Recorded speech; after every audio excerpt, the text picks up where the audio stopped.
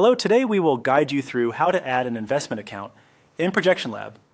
In this walkthrough, we'll keep things simple and clear so you can confidently add investments to your financial plan.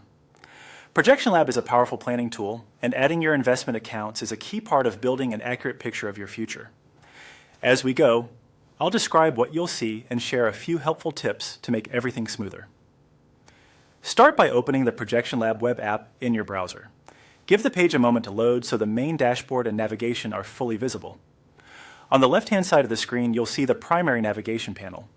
If your window is narrow, this panel may appear collapsed. Hover over or expand it so you can see the labels clearly. In that left panel, look for the section labeled Current Finances. This area organizes everything you have today, from cash and debts to assets and, of course, investments. Click on Current Finances to open it.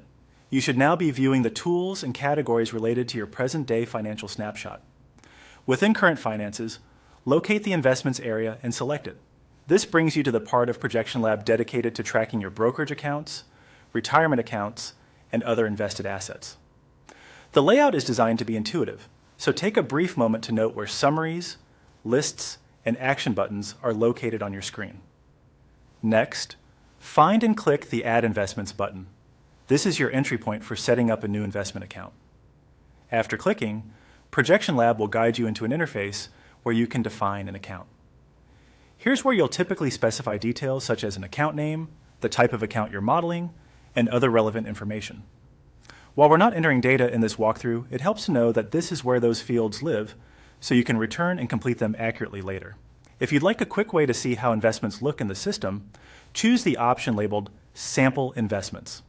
Clicking this will populate example holdings and structure for you to explore.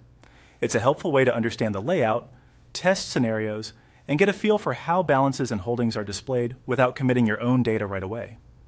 You can use the sample entries as a reference when you're ready to set up your real accounts and remove or replace them later as needed. That's it.